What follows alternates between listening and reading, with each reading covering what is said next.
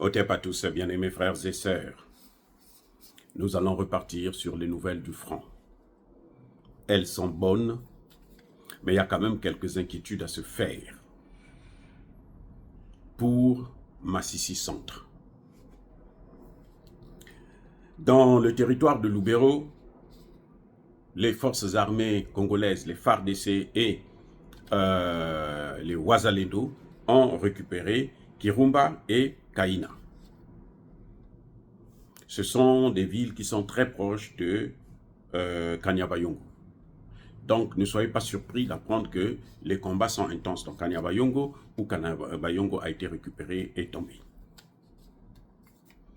Voilà ce qui est en train de se passer exactement. Dans le Massissi, les forces ont repris Kachonga et Munanira. Et il y a aussi Kabashamba qui a été récupéré. Et ne vous l'aurez pas, Saké est toujours dans les mains des forces armées congolaises. La ville de Saké est toujours sous contrôle. Ce qui fait que la route Saké-Minova est toujours sous contrôle des forces armées congolaises et des Wazalendo. Les Rwandais n'ont pas encore pris le contrôle. Ils ont envoyé plusieurs renforts. Je dis bien plusieurs renforts.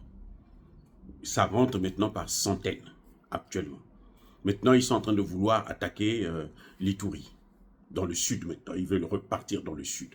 Parce qu'ils ont le feu aux fesses dans le nord. Et ils veulent descendre dans le sud. Maintenant, vous avez aussi des violents combats actuellement à Kibumba, à Nyiragongo. Ngungu est toujours sous contrôle des Congolais, de l'armée congolaise, l'armée loyaliste et des Wazalendo. Ce que les Congolais ont fait, c'est que ils ont multiplié les zones de front. Ce qui fait que, bon, les Rwandais n'étaient pas très nombreux, ils ne pouvaient pas tenir toutes ces zones-là. Donc les Rwandais, ce qu'ils sont en train de faire actuellement, c'est de regrouper toutes les forces et se retrouver à un seul endroit et maintenant attaquer ensemble un endroit spécifique et faire beaucoup de bruit autour pour que les gens pensent que ça y est, ils ont gagné. Je vous avais dit hier que la colline qui surplombe Rubaya a été récupérée par les FARDC et les Wazalendo. Donc, ils sont aux portes de Rubaya et Rubaya est encerclé. Et le problème qu'il y a aujourd'hui, c'est dans le Massissi Centre. Massissi Centre, que se passe-t-il? Il semble-t-il qu'il y a des gens, des soldats de l'armée régulière congolaise qui sont des infiltrés. Est-ce qu'on a déjà pu les dénicher? Je ne pense pas encore, parce que si on les avait dénichés, soit ils seraient liquidés, soit ils seraient en prison. Mais il y en a. Et beaucoup parmi ces responsables ne sont même pas des Congolais. Ce sont des Rwandais qui parlent Kinyarwanda, qui parlent même pas Lingala. Les amis, c'est incroyable comment le Rwanda a pu infiltrer le Congo jusqu'à ce niveau. Beaucoup parmi eux là sont des Rwandais. Et ce sont eux qui sont en train de faire ce petit jeu. Où aujourd'hui c'est nous, demain c'est les autres, ainsi de suite. Mais, quand même, l'armée est en train de faire de son mieux pour récupérer définitivement cette zone. Et je crois que c'est aussi une technique de diversion que les Rwandais sont en train de faire pour éviter que les forces se concentrent sur Rubaya avant que lui, il n'arrive à envoyer des renforts qui vont venir sauver Rubaya. Parce que Rubaya, il lui reste peu de temps de survivre dans les mains de ces terreaux rwandais et M23. Donc, ils essayent de maintenir beaucoup de forces congolaises dans le Massissi pour attaquer de l'autre côté. Et c'est pour ça qu'ils sont en train d'ouvrir un autre front dans l'Ituri, pour que les Congolais se dispersent, qu'ils partent dans l'Ituri. Parce que l'Ituri, malheureusement, quand les combats ont chauffé au nord du Kivu, eh ben, beaucoup de militaires avaient quitté l'Ituri pour venir renforcer les équipes qui sont dans le Nord Kivu parce que l'Ituri c'était un peu calme.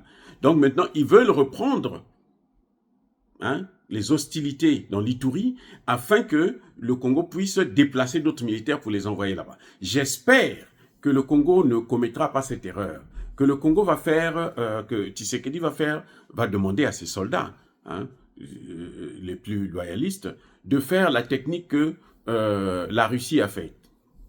La Russie, lorsque les Ukrainiens ont pris la région de Koursk, quand ils sont rentrés sur le territoire russe, la Russie, et c'était parce qu'ils voulaient que les Russes puissent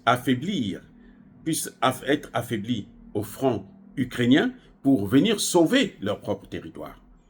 Mais Poutine n'est pas tombé dans le piège. Ce qu'il a fait, c'est qu'il n'a pas déplacé du tout. On n'a pas vu de déplacement des hommes vers cette zone. Il est allé chercher d'autres hommes dans d'autres régions de la Russie pour venir combattre à Koursk. Et je crois que c'est la meilleure technique. Parce que ils sont tellement implantés dans le Nord Kivu, c'est là-bas qu'ils puissent toutes les ressources essentielles qui fait vivre le régime de Kagame et ses hommes. Donc, ils font tout pour divertir, pour éparpiller les forces, afin que les militaires ne se concentrent pas sur le Nord. Donc, c'est aux autorités congolaises de prendre leurs responsabilités. Mais nous avons confiance au Wazalendo, nous avons confiance à certains militaires qui sont en train de faire un travail excellent et que nous saluons encore une fois aujourd'hui. Soyez bénis, abondamment bénis par le Dieu des Kémites et par nos ancêtres évangélisés, mais que tous ceux qui persécutent le continent africain le pillent et le déstabilisent, qu'ils soient noirs, blancs, chinois, arabes, juifs, indiens, qui qu'ils soient punis, maudits, foudroyés, neutralisés, écrasés, effacés par le Dieu des Kémites et par nos ancêtres évangélisés. Vive l'Afrique éternelle, j'ai dit et j'assume.